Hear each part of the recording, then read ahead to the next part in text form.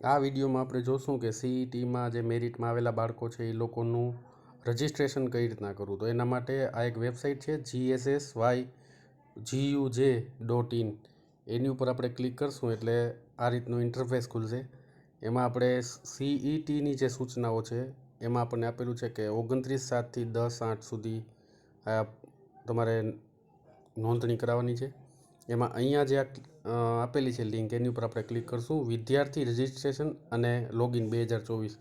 તો અહીંયા આપણે ક્લિક કરીએ છીએ.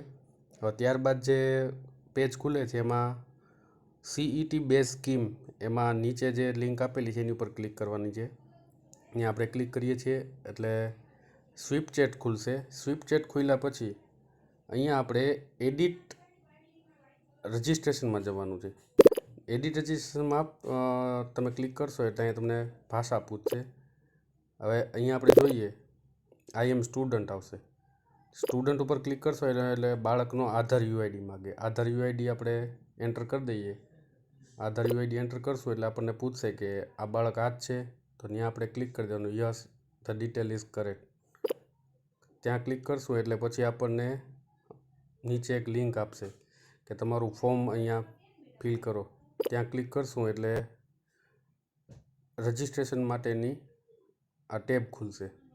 આ ટેબ ખુલે અહીંયા આપણે ઉમેદવારનો જે પણ મોબાઈલ નંબર છે એના ઉપર ઓટીપી જનરેટ કરાવી અને ઓટીપી એન્ટર કરવાનો.